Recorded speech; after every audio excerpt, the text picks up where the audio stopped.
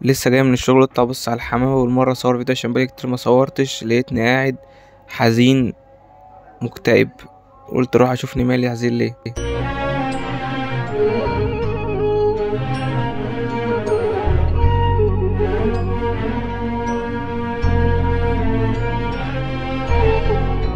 انت ايه اللي معادك كده يا ابني؟ قاعد لي كده كل ما اجي اكلمك اللي انا عايز زغاليل بتقول لي خلصت او اتحجزت. ماليش حظ. طيب متضايق اكيد. يا عم قوم قوم تعالى، في دور عايز زغاليل جوه، تعالى اوريها لك اهو. تعالى قوم كده قوم. بجد والله؟ طب يلا تعالى وريني فين. انا عايز اعرف انتوا ايه اللي بيدخلكوا هنا. ده مش مكانكم، مكانكم مش هنا. يلا بعد اذنكم يلا بره. لا نسمع الكلام، بقول يلا بره يعني يلا بره. يلا بره يلا. يلا هش هش. ملاقيش حد يخش هنا تاني. اللي هيخش هنا تاني مش عارفين انا هعمل معاه ايه. تعالوا بقى يا شباب نخش السلاكه كده ونقول بسم الله الرحمن الرحيم ونبص على طريحه الزغاليل، عشان هو يقول لي انا مش لاقي زغاليل، وكل ما تيجي تقول على زغاليل بلاقيها خلصت او اتحجزت. تعالى انا بقى هوريكم طريحه الزغاليل اللي جاهزه معانا دلوقتي. كله يجهز منهاته ويجهز كاشاته. والله يا جماعه بيبقى غصب عننا، الطريحه ما تبقاش كبيره. انا مش تاجر، انا واحد الحاجات اللي انا بفرخها بطلع ابيعها لكم. مش انا مش تاجر. انا لو تاجر هتلاقوني كل يوم والتاني هتلاقيني بعرض لكم زغاليل، بعرض لكم حمام للبيع. لكن انا مش تاجر. انا الحاجه اللي بفرخها، الحاجه اللي ربنا بيرزقني بيها بطلع ابيعها لكم. لو حد عايز منها اي حاجه بياخدها.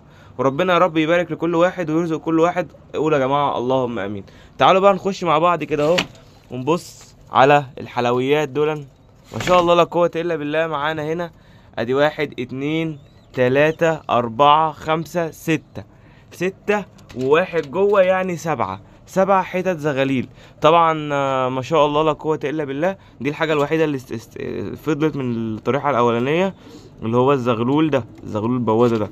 بس عادي الحمد لله.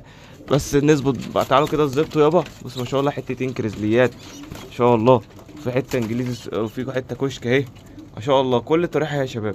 طبعا الحلبي دوت كان معاه اخوه، بس اخوه لقيته ضعفان شويه فقلت حرام اللي انا ابيعه، هخليه عندي لغايه ما يشد حيله كده، ولو كده ابيعه او ممكن اخليه. لسه ما خدتش قرار.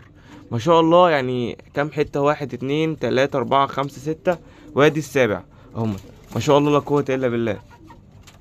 لو حد عايز فيهم اي حاجه يتواصل معايا. طبعا رقمي زي ما احنا متعودين بنحط رقمي في البوست بتاع اليوتيوب او الكومنت، تمام. ولو الحاجه اتباعت بنشيلها على طول. طبعا برضو بقى من الطريحه اللي فاتت يا جماعه، ما تخانقوش انا بتكلم، يعني ادوني احترام. ايوه ابعد عنه ابعد عنه، بلاش مشاكل بالله عليك ابعد عنه. طبعا الحاجه اللي اتبقت من الطريحه اللي فاتت، اللي هو الحاجه الوحيده من الحمام الكبير، اللي هو الدكر العبس. الدكر العبس يا جماعه لو حد عايزه الدكر متواجد. لو حد عايزه في اي وقت يتواصل معانا واحنا ان شاء الله هنوصله له، لو هو في القاهره او في الجيزه زي ما احنا قلنا عن طريق اوبر او درايفر. ونفس الكلام في طريحه الزغيل دي. يعني طريحه الزغيل اللي قبل ديت اتباعت بالطريقه دي. يوسف الرايق جه خدها، اخونا يوسف الرايق. نقفل بقى كده على الاساتذه دول. كده احنا عملنا اول مهمتنا في الفيديو، اللي هي الناس اللي كانت بتسأل على زغيل والناس اللي كانت متضايقه اللي احنا الزغيل بتتباع وهم بيلاحوش منهم اي حاجه. طب ان شاء الله يا مهند انت ناوي تعمل لنا ايه الفتره الجايه؟ انا الفتره الجايه هيبدا في تصفيه في الحاجات دي. النوتي دي، شايفين النوتي دي كلها؟ باذن الله باذن الله باذن الله في اقرب وقت هتلاقونا اللي احنا بنقول يا بيع. في حاجات فيهم كتير جدا جدا جدا هتتباع، فربنا يا رب يكرم. طبعا الحته السحنه دي احنا عزلناها كده عشان نعمل لكم فجأة حته دكر سحنه موت يا جماعه. يعني ادعوا لنا من ربنا من التساهيل جايبين لها دكر سحنه حاجه كده 10/10. ادعوا لنا من ربنا سبحانه وتعالى يوفقنا ويكرمنا والدكر يشتغل ويعمر ويظبط معانا الدنيا اللهم امين. طبعا تعالوا بص بقى نبص كده على الاصوص بتاعتنا. طبعا الحمام بدأ يشتغل. لسه مدين الحمام بتاعنا كورس فيتامين مارفت يا جماعه. ده علاج بشري جربناه. يوسف الرايق جاب لنا علبه. الراجل الصراحه لما قلت له انا عايز قال لي يا مهند خد ورخيص ب 12 جنيه ونص. بس طبعا يوسف الرايق ده قلنا ببلاش. راجل حبيبي ربنا يجازيك يا جو. وان شاء الله يعني الزراعه الجايه تبقى عندك باذن الله. فانا ما شاء الله اول ما اديته الحمام بقيت بلاحظ اللي فيه حمام بدا يقعد في الطاجن زي كده اهو. ما شاء الله الحمام بدا اللي هو هيشتغل، وفي حمام بيقلش تاني، مارفت ممتاز جدا جدا جدا، واللي عايز يعرف اكتر فوائد عنه هيلاقي في الشورتس عندي عامل لكم فيديو دقيقه تقريبا عن مارفت. ما شاء الله. طبعا احنا اول حاجه ان هو كانوا اصلا قاعدين في الطاجن، وربنا يا رب كده يسهل، اللهم امين. والاساتذه دول اللهم صل على النبي رموا حصويتين وتقريبا والله اعلم معمرين، فربنا يا رب كده برضو يبارك لنا ويطرح لنا فيهم بركه برضو، اللهم امين. ما شاء الله. هنا اللهم صل على النبي دول لسه عماله النتايه تقلش زي ما انتم شايفين في رقبتها بتقلش اهي. والقص الحمر هزار ما شاء الله قاعدين على حصويتين، وربنا يا رب كده يسهل ويبارك، اللهم امين. طبعا الاستاذ ده اللي النتايه بتاعته هتقطم وسطنا، انا عارف والله يا جماعه النتايه مستوى قليل من في الميكانيارات، تمام، مستوى قليل مش زي دول، يعني دول ما يجوش جنبهم حاجه، دول انتوب بس، دول انتوب بس. لكن انا بتكلم على نتايه نفس المنظر ده كده، بس مستوى مش قد كده، ب 600 جنيه. تخيلوا ب 600 جنيه. فهنعمل ايه؟ انا لو قلت لكم على سعر القصد اصلا انتوا هتتفاجئوا، بس يعني خير، يعني النتايه ماتت الحمد لله. احنا ان شاء الله عايزين نجيب له ذكر نتايه حلوه، فادعوا لنا كده ربنا يكرمنا ونجيب له نتايه حلوه وخير، يعني خير ان شاء الله. وهنا برضو ما شاء الله معانا الحتتين السكروتات معاهم زغلولين، اللهم صل على النبي. ابو يونس سالني عليهم، كان عايز يشوفهم في الفيديو اللي فات، قال لي بس ما كانوش واضحين يا مهند. ما شاء الله اهم. بص يا ابو يونس، انا والله ما بهتمش بالميكس زي الاول، انا لو اهتميت بالميكس الزغلولين دول هيبقوا قد بعض، بس ان شاء الله يعني النهارده هديلهم ميكس بامر الله. يعني ما شاء الله تقريبا ده طلع ذكر، او الاثنين تقريبا طالعين دكوره. بصوا الشغل ده كده بيبقى تقريبا طالعين دكوره هما الاثنين، وربنا يا رب كده يبارك ويكرم، اللهم امين. خش طبعا جوه كده يابا نقفل تاني. نبص مع بعضين هنا، اللهم صل على النبي. الذكر والنتايه دول طبعا النتايه عشان لسه عليها ريشتين تقريبا، فاحنا اهم حاجه اللي هي طلعت نتايه. بعد كده بقى اللي بعد كده خير، يعني مش هنستعجل على اللي هي تحصي. موضوع اللي هي تحصي دوت انا مش مستعجل عليه خالص خالص خالص، وربنا رب كده يكرم ويبارك، اللهم امين.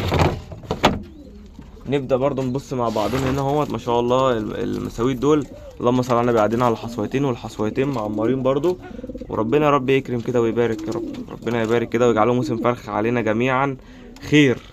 الواحد تعب مع الحمام والله العظيم، هو في اهمال حصل بس حاولنا بعد الاهمال نرد اللي حصل دوت، والحمام بدأ يتظبط بأمر الله. بص ده طبعا يا ابني يا ابني ارحمني، يا ابني ارحمني شويه. انا مش مضايقك في حاجه على فكره، والله ما مضايقك في حاجه، براحتك خلاص براحتك، انا غلطان. طبعا الاستاذ ده احنا موقفينه لوحده كده عشان يتربى، عشان يبطل يضرب في النتايه بتاعته، يبطل يضربها كده وخير. كنت هنزل لكم على الباب اللي تحت، بس كنت اوريكم مفاجاه ذكر السحنه، بس نستنى شويه، اصبروا شويه معايا. هنا ما شاء الله دول ما شاء الله بيقلشوا، وانا متوقع بعد ما يقلشوا ان شاء الله يروح يرمي لنا كده حصويتين، والحصويتين ربنا يكرمنا فيهم ويطلعوا معمرين، اللهم امين. والاساتذه دول اللي خدتش منهم غير زغلولين بس، كل العش اللي فات الاتنين ماتوا الحمد لله، يعني بدون سابق انذار ماتوا كده، فخير. كل اللي بيجيه ربنا خير، محدش بيتضايق ومحدش بيزعل، وانا ما بزعلش الحمد لله. طبعا الانجلايزه ما شاء الله، الانجلايزه تقريبا والله اعلم النتايه بتجهز لعش، فربنا يا رب برضو يبارك كده ويطرح لنا فيهم بركه، اللهم امين. انا بص بعمل لكم فيديو كده سريع عشان الناس عايزه تشوف الحمام. نفتح يابا ما شاء الله لا قوه الا بالله. القص الزواجل البيض زغلولين اخيرا بعد فتره طويله جدا من الانقطاع، تقريبا من ساعه لما كنت بصيف، كان شهر 7، فالحمد لله ما شاء الله زغلولين بيض اهمت، ربنا ربي كده يبارك ويطرح لنا فيهم البركه. طبعا الاساتذه دول لسه مش منهم اي حاجه، فعلى الله التسهيل، يعني منتظرين منهم ان شاء الله يجيبوا لنا كده حاجه كويسه بامر الله.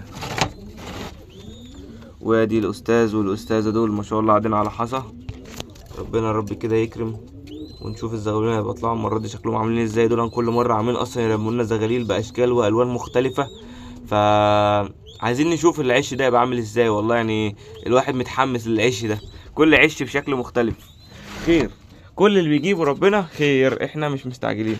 طبعا الكشكوى، الجزء بتاع الكشكوى ده قص البنايده، زي ما احنا قلنا كده النتايه قاعده اصلا في الطاجن، ممكن ترمي حصى، وهنا دول اوريدي اصلا رامين حصويتين ما شاء الله، ربنا يا رب يكرم. طبعا دول اهالي الزغلول الكشك الاسود اللي هو ده اهو، الزغلول اصلا طالع سفروت صغنوني كده ما شاء الله، بس بياكل يا جماعه لوحده وبيشرب واخر حلاوه يعني ما شاء الله.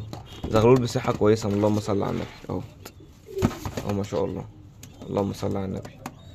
خير يا شباب، خير والله. يعني احنا نتمنى من الله عز وجل كل خير. طبعا بصوا الاستاذ عامل ازاي، ما شاء الله. واحنا كده يا شباب ننهي الفيديو. انا احب انهي الفيديو الصراحه.